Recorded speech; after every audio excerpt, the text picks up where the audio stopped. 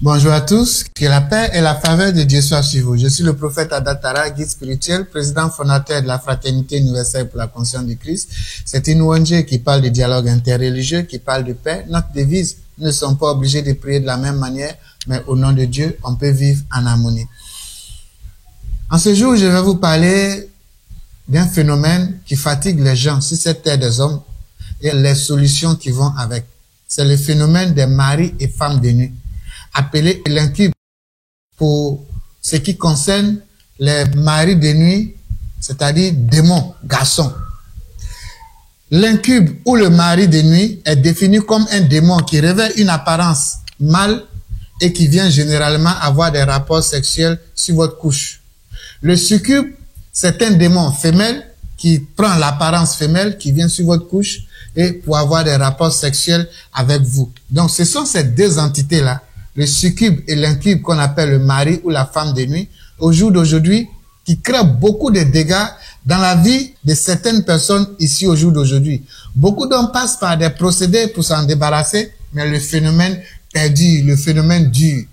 Aujourd'hui, nous allons parler de ces maris et femmes de nuit avec les manifestations pour que vous puissiez vous-même apprendre à vous détecter, apprendre à vous contrôler, savoir si vous avez ces choses-là et aller vers des hommes de Dieu, des hommes de la métaphysique qui sont habilités à vous donner des solutions.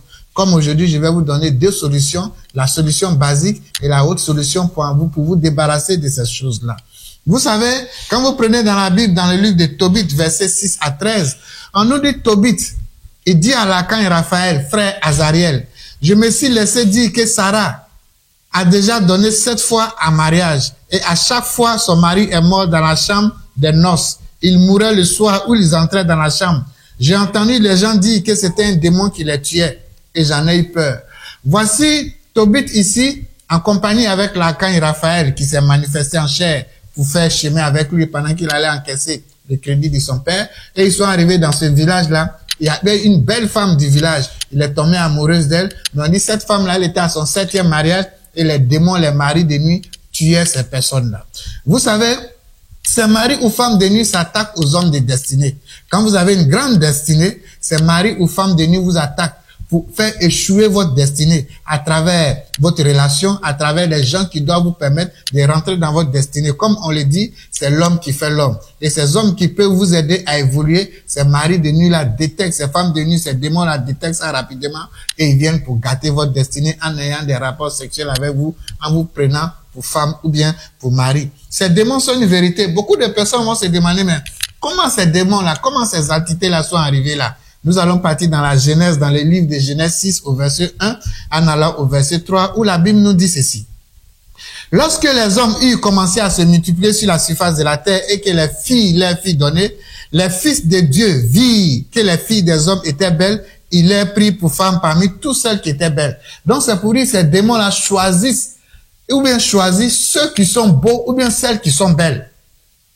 C'est pourquoi je vous parlais tout à l'heure, quand vous êtes des hommes de destinée, c'est ça, ils s'attaquent à vous, ils sont beaucoup sélectifs. Alors l'Éternel dit, mon esprit ne restera pas toujours sur l'homme. Il n'est que chair. Et Dieu, dans sa colère, il a diminué le nombre de jours de l'homme à 120 ans. Et dans sa dernière colère, vous allez voir encore, il a diminué la longévité de l'homme à 80 ans. Pour les plus robustes, voire les espèces rares à 120 ans. Alors, ces maris de nuit là, ces démons, ces fils de Dieu, ces anges dessus là, lorsqu'ils sont descendus sur la terre, physiquement pour aller s'accoupler avec les enfants de Dieu, les filles de Dieu, ils ont eu des enfants, qu'on les appelait autrefois les géants. Vous connaissez cette histoire de Goliath. Goliath était le dernier de ces personnes, de ces démons. Parce que quand ils ont commencé à avoir des enfants avec les filles sur la terre, ces enfants ici devenaient méchants. C'est-à-dire la race humaine, c'était vraiment, c'est-à-dire il s'était éloigné de Dieu. L'homme était devenu méchant, pervers. La perversité que vous voyez aujourd'hui, elle était comme ça avant. Et Dieu a envoyé Noé le déluge pour enlever cette race humaine. Mais il est resté un dernier qui était sur terre. Il s'appelait Goliath. Et c'est ce Goliath-là que David a tué. C'est pourquoi on vous dit David a tué Goliath 2 fois. La Bible nous dit, vous ne faites pas attention, mais on dit, David est allé prendre 5 pierres qui sortaient de la montagne d'Éphraïm. La montagne d'Éphraïm aujourd'hui est juste à Jérusalem. Mais quand vous, là, vous partez en pèlerinage, là, pourquoi les Juifs ne vous envoient pas à la montagne d'Éphraïm? C'est une montagne sacrée. C'est l'eau qui sortait de cette montagne-là. David a pris 5 pierres. Vous pensez que c'est une pierre qui peut tuer un géant comme Goliath? Non. Le problème, c'est que Goliath devait mourir d'abord spirituellement. La pierre sacrée, là, quand elle a touché Goliath, elle a enlevé le côté spirituel, le côté divin. Elle a enlevé ça en lui. Et David a pris l'épée maintenant pour venir égorger Goliath de façon charnelle. Si cette pierre-là ne l'avait pas touché pour enlever le côté spirituel qui lui donnait le pouvoir, puisque ses pères qui étaient des anges dessus, ils étaient encore en lui. Les gemmes, les ADN étaient encore à lui. Donc, aucune entité physique ne pouvait le tuer si ce n'était pas les choses spirituelles. Donc, il a pris cette pierre-là qui sortait de l'eau de la montagne d'Éphraïm pour tuer Goliath. Donc, vous qui êtes en train de me suivre au jour d'aujourd'hui, c'est pour vous dire, ces démons-là sont aujourd'hui dans votre vie. Quel est l'objet spirituel que vous utilisez pour pouvoir les neutraliser, pour pouvoir les tuer? Vous allez voir ici, toujours dans le livre de Tobit 6 au verset 17, on nous dit, Lacan et Raphaël, je vous parle de Lacan et Raphaël qui s'est fait être humain. Il va donner maintenant des recommandations à Tobit. Il dit, va dans cette rivière. Il faut prendre un tel catégorie, un tel type de poisson. Tu vas prendre son foie, tu fais sécher ça, et tu vas obtenir l'encens de ce poisson-là. Et quand tu vas arriver, seulement quand tu seras entré dans sa chambre, il faut prendre le foie et le cœur du poisson, mets-le sur la braise de l'encens, l'odeur se répandra, le démon va respirer et il va s'enfuir. Il n'y a pas de danger qu'on les reprenne autour de cette jeune fille.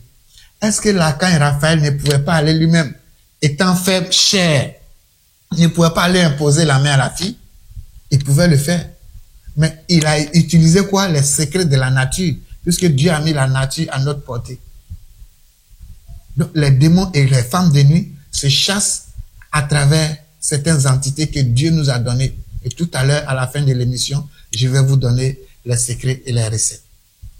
Pour connaître les manifestations des maris et femmes de nuit, vous allez avoir des rapports intimes. Parce que c'est caractérisé par les rapports intimes. Quand tu es marié à quelqu'un, tu es coupé à quelqu'un, c'est les rapports qui consolident le mariage. Tant qu'il n'y a pas de rapport sexuel, on ne peut pas parler de mariage. C'est le rapport sexuel qui va définir la continuité du mariage. Alors, vous allez vous réveiller au matin, vous allez voir des spermes. Le sperme a coulé sur vous parce que la nuit, vous avez fait des rêves, vous avez eu affaire. Quand c'est le début, ils vont prendre l'apparence de certaines personnes sur lesquelles vous fantasmez. Ils vont prendre les apparences pour venir sur votre couche la nuit, quand c'est le début, pour avoir des rapports sexuels. Le matin, quand vous vous réveillez, vous avez le sperme sur vous, vous avez les courbatures et vous avez l'impression qu'il y a les traces. On vous a tracé, vous avez des traces comme si on vous a griffé. Les personnes ayant des rapports sexuels avec ce démon, quand ils se réveillent le matin, ils ont l'impression qu'on les a violés.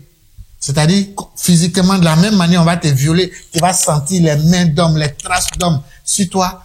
C'est comme ça, les premiers mois, les premiers jours, les premières semaines, puisqu'il vient te violer. Matin, tu vas voir, tu as le sperme. Souvent même, tu vas voir, il y a le sang à côté du lit. Tu vas voir, il y a des traces sur ton corps. On t'a appuyé, et tu auras ces impressions-là. En gros, les personnes ayant les rapports sexuels avec ces démons, ils ont des signes de viol au début. Et la présence de ces démons, ça va beaucoup troubler votre vie réelle, c'est-à-dire votre vie au quotidien. Même si ces esprits se jouent les protecteurs, c'est là il y a un piège. Parce que vous allez aller voir les charlatans, les féticheurs, ils vont vous dire non, c'est votre mari de nuit, mais votre femme de nuit qui vous protège. Mais regardez, la plupart du temps, ils vont vous donner des statuettes ou bien des choses qui représentent votre mari, femme de nuit. Mais moi, je connais des gens qui ont des vies misérables. C'est-à-dire, elles ont ces choses-là, mais elles ne sont pas mariées, elles ont des enfants de pères différents. Elles sont très nerveuses. Elles sont très arrogantes. Malgré qu'elles ont signé pacte avec les maris de nuit, une femme de nuit, on dit c'est un protecteur. C'est un piège qui était dans ces choses-là. Un mari de nuit, femme de nuit, un démon ne peut pas être ton protecteur. Il gagne quoi en retour? Quand il est ton protecteur, il gagne quoi en retour? Il gagne ce qu'il ne veut pas que toi tu aies, c'est-à-dire pour ne pas que tu aies une vie sentimentale stable. Pour ne pas que, je connais une amie qui était une grande femme policière, mais qui avait ça dans sa voiture. À son lit, elle avait ça. Elle a des enfants de pères différents. Sa vie sentimentale est minable. Elle souffre dans sa chair. Elle a l'instabilité financière, malgré qu'elle a un grand poste. Je lui ai dit, confie ta vie à Dieu. Elle dit, moi, mon Dieu, c'est les fétiches, c'est les boîtes à je suis en harmonie avec mon ange, avec mon mari de nuit qui me protège. Je dis, ok, tant mieux pour toi. C'est son choix, je ne peux pas l'en vouloir. Mais quand je la vois souffrir, ça me fait mal. Dans la vie au quotidien, les maris, femmes de nuit créent des difficultés dans votre foyer. Ça rend votre foyer instable. Vous allez faire tout pour votre femme. Vous allez lui donner voiture. Vous allez lui donner maison. Vous allez faire les positions crapaud, les positions papillon, les positions canard. C'est-à-dire vous allez la satisfaire, faire tout. Mais elle reste insatisfaite. Les cadeaux que vous lui donnez, c'est comme si c'est un non-lieu. C'est-à-dire les cadeaux que vous allez donner à une femme normale. Elle sera heureuse, à l'aise, mais elle là, c'est des choses insignifiantes. Les rapports sexuels, vous allez avoir les positions pour ne pas qu'elle se sente bien, pour ne pas qu'elle se sente frustrée. Tout ce que vous allez faire, ça n'a pas d'impact. Il y a toujours un petit, elle va créer toujours des problèmes là où il n'y en a pas. Elle va chercher à se jouer les garçons dans le foyer. Elle va se jouer les femmes qui savent tout, les femmes qui veulent commander. Quand tu parles A, elle a déjà parlé Z. Quand tu parles B avant de finir, elle a déjà dit W. Souvent même, elle va te faire palabre. Souvent même, vous faites palabre. Comme tu étais en train de faire palabre avec ton ami garçon. Mais comme tu l'aimes, tu tapes les yeux là-dessus. Ça crée une instabilité dans votre foyer. Et pour finir, tu es obligé d'avoir deuxième bureau, bien troisième bureau, pour avoir la paix du cœur dehors. Ça va créer une instabilité dans ta vie de couple. Tu n'as aucune sensation de plaisir lors des rapports sexuels. Toi, tu prends ton rapport, ton plaisir, lorsque soit tu as les rapports la nuit, ou bien lorsque tu te masturbes. C'est-à-dire quand tu finis d'avoir des rapports sexuels avec ton mari, ou bien avec ta femme, mais tu es obligé après de te masturber pour avoir du plaisir. C'est-à-dire les vrais rapports sexuels avec ta partenaire ou ton partenaire ne te donnent pas du plaisir. Tu fais des cauchemars envers ton conjoint. C'est-à-dire quand tu rêves, tu vois que c'est ton mari ou bien qui ta femme qui te chasse, ou bien qui a des armes de destruction, ou bien qui est à la base de tes problèmes. Et tu vas dire ta vie que tu mènes, tu travailles à l'instabilité financière, l'instabilité sentimentale, les choses qui n'évoluent pas dans ta vie, tu vas dire que c'est ton mari mais qui est ta femme qui a la cause parce que tu la vois toujours dans ton rêve, dans de mauvaises positions. Toujours, il fait ça pour te séparer de ton partenaire, bien de ta partenaire. Parfois même, tu as des rapports physiques avec des gens, mais où tu ne tires aucun plaisir. Tu n'arrives pas à te marier. Tu commences à détester les hommes. Tellement tu as eu des déceptions dans la vie, les hommes là même, moi je ne vais pas me marier. Je me plais seul. Tu te plais seul parce que tu prends le plaisir la nuit et tu prends le plaisir en te masturbant. Ceux qui ont les femmes et les maris de nuit, ils ont les attitudes perverses, c'est-à-dire ils aiment la sodomie. Ils ont des comportements tels que hommes et hommes. C'est-à-dire ils prennent le plaisir, s'ils sont hommes, à avoir des rapports sexuels avec des hommes. S'ils sont femmes, ils prennent du rapport sexuel, à avoir des plaisirs avec les femmes. Ou bien ils aiment faire les partous, c'est-à-dire l'insexe. L'insexe, c'est leur quotidien. Ça, ce sont les œuvres des maris et des femmes de nuit. Tu n'arrives pas à te marier, malgré ta bonne volonté. Un homme vient, dès qu'il a les rapports sexuels avec toi, après il te laisse. Une femme vient, dès qu'elle a les rapports sexuels avec toi, pour un rien, il n'y a pas de mariage, il n'y a pas de et puis tu es là, tu es seul. Et les hommes commencent à t'énerver. Les femmes commencent à t'énerver. Tu dis, tu préfères rester seul. Ceux qui ont les signes, de la plupart du temps, les maris et les femmes de nuit, ils aiment se rendre beaux avant d'aller dormir. Toi, on dit, tu t'en vas dormir, mais tu vas te maquiller, tu vas te rendre jolie, tu vas te parfumer, tu vas en voyage bien. Mais tu vas dans la cérémonie sur le lit. Oui, ils sont obligés de faire ça parce que les maris et les femmes de nuit prennent plaisir à les voir beaux, à les voir belles. Et surtout quand ils sont conscients, tel que lorsqu'on dit non, ton mari de nuit est ton protecteur, ton mari de nuit est ta protectrice, donc il faut se rendre beau pour aller dormir. Ceux qui prennent conscience, qui ont ces idées-là, ils se rendent beaux, bien belles avant d'aller au lit, pour plaire à leurs maris, les femmes de nuit que eux ils prennent comme protecteurs. Mes frères, revenez à la lumière de Dieu. Les maris de nuit compliquent votre vie. Ils compliquent votre vie. Si quelqu'un veut vous aider, vous êtes une femme, qu'un homme veut vous aider, la personne là, il a un problème. C'est pourquoi vous qui aimez aider les gens là, soyez prêts spirituellement pour vouloir aider les gens. Parce que quelqu'un qu'un ennemi veut détruire, un mari ou femme de nuit veut détruire, et toi tu veux lui donner l'argent pour faire le commerce, l'argent pour faire les bonnes affaires, pour que la personne ait un regard sur toi, les maris de nuit vont gâter ton business qui va te produire de l'argent.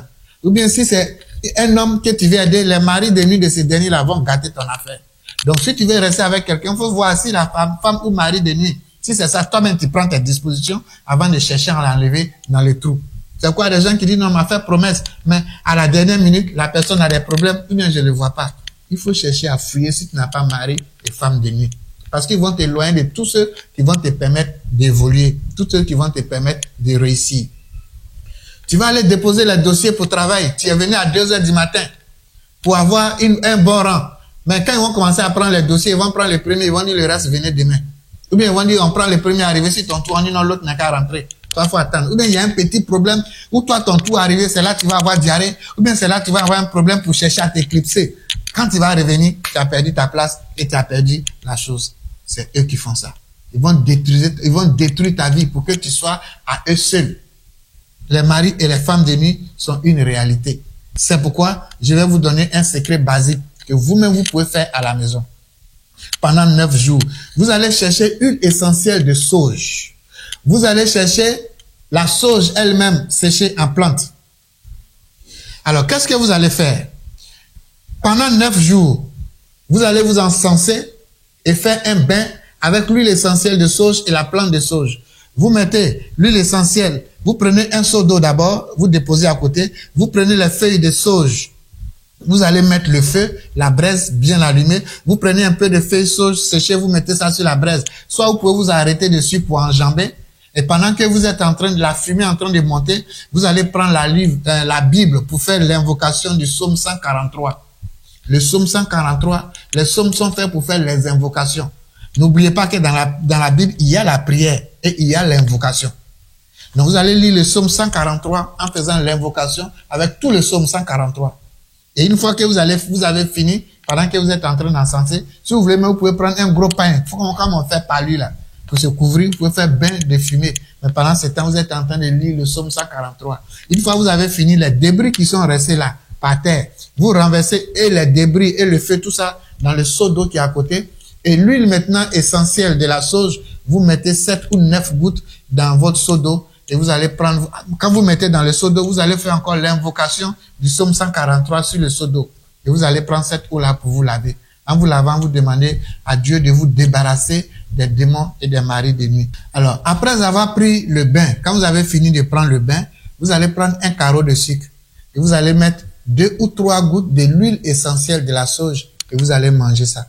En mangeant, vous demandez à Dieu d'imprégner tout ça, son essence, dans votre sang. Parce que n'oubliez pas, Lévitique nous dit l'âme réside dans le sang. Donc en faisant tout ça, ça va rentrer dans le sang. Quand comme ça, il va vouloir avoir des rapports sexuels avec vous, ça va le piquer, ça va le brûler. Vous allez faire ça pendant 9 jours. Vous pouvez répéter ça 3 mois après pendant 9 jours. Ça, c'est le côté basique pour vous débarrasser de ça.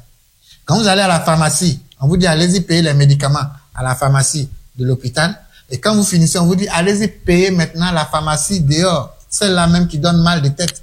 Donc ici, je viens de vous donner une manière de vous débarrasser de façon basique avec de vous débarrasser du mari démon de nuit. Et je vais vous donner une autre façon, c'est-à-dire la haute délivrance à travers le coffret qu'on appelle le coffret de David. Le coffret de David, c'est un coffret qui contient un encens spécial composé et qui contient une huile spécialement composée avec le sceau et le psaume d'invocation qui va avec. Et lorsque vous avez ce coffret, vous allez vous encenser avec cet encens spécial qui a été composé. Et l'huile que nous avons composée avec d'autres huiles que nous avons fait venir d'Israël. Parce que les Juifs sont forts en ce qui concerne les huiles. Et cette composition, vous allez l'utiliser pour vous débarrasser de votre mari ou bien de votre femme de nuit. Alors, tous ceux qui sont intéressés au kit de David, vous pouvez nous joindre au secrétariat pour les commandes pour qu'on puisse vous expliquer soit par DHL ou bien soit par la poste. Nous sommes au 00228, le 90 54 42 61. 90 54 42 61, le 96 30 01 75. 96 30 01 75.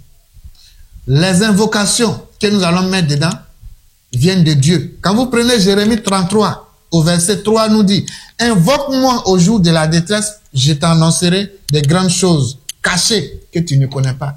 C'est pas la prière qui te fait révéler les grandes choses cachées. Dieu dit de l'invoquer. Il y a l'invocation et il y a la prière. Les invocations se trouvent dans les psaumes. Le même psaume-là peut être sujet de solution de beaucoup de problèmes. Donc, vous qui allez avoir votre kit de David acheté, il y a l'invocation spéciale pour ça que nous allons vous envoyer avec le sceau de ce psaume. Le sceau de ce psaume, ce sont des signes qui représentent le pouvoir du psaume. Et nous allons vous dire comment vous allez utiliser pour ceux qui vont prendre leur kit et vous montrer comment faire l'invocation.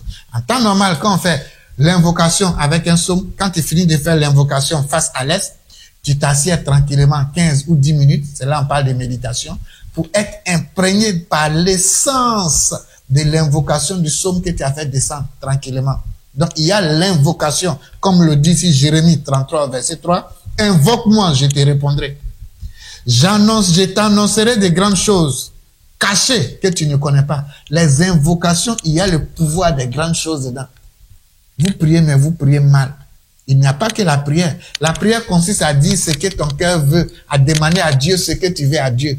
La prière, c'est une causerie. Alors que la vraie prière, que vous pensez connaître prier, la vraie prière, c'est la somme des actes que tu poses au quotidien. C'est-à-dire en pensée, en émotion, dans le cœur, en parole. Et c'est ce qui donne les actions, c'est ce qui détermine ta vérité et ta réalité. Voici la vraie prière. J'ai écrit un livre sur la prière qu'on appelle la prière active, chemin de la vie éternelle et de la prospérité. Achetez, lisez, vous saurez ce que c'est que la prière véritablement. La prière, c'est la pensée, l'équilibre de la pensée, des émotions, le cœur, la parole. C'est ce qui détermine les résultats de votre vraie prière. Tu peux prier blablabla, blablabla, quand on vous fait citer des choses inutiles dans certains lieux de prière, quand tu quittes là, Dieu dit que tu pries mal. C'est pas ça qu'il demande. La vraie prière, mentale, émotion, cœur, parole. Et c'est ce qui devient ta réalité à travers tes actes. C'est la somme de tout ça qui est le résultat de ta prière. Bien aimé, Psaume 50, verset 15 nous dit, « Invoque-moi au jour de la détresse, je te délivrerai et je te glorifierai. » Dieu n'a pas dit, « Prie-moi au jour de la détresse », il dit, « Invoque-moi ». Dieu vous a donné le pouvoir à travers les psaumes pour l'invoquer. Vous ne l'invoquez pas, mais vous voulez prier Dieu, donne-moi Dieu, donne-moi. Alors que Dieu, donne-moi Dieu, donne-moi. Vous faites des demandes, vous ne faites pas de prières. Ça, c'est pas la prière, ça. La prière, la pensée doit être en harmonie avec l'émotion, avec le cœur, avec tes paroles. Et ça va définir tes actes. Donc, pour ceux qui sont intéressés au kit de David, voici les contacts que je viens de vous laisser. Ça sera marqué en bas de la vidéo. Que Dieu vous bénisse, que Dieu vous garde, paix dans le cœur, Bagoum.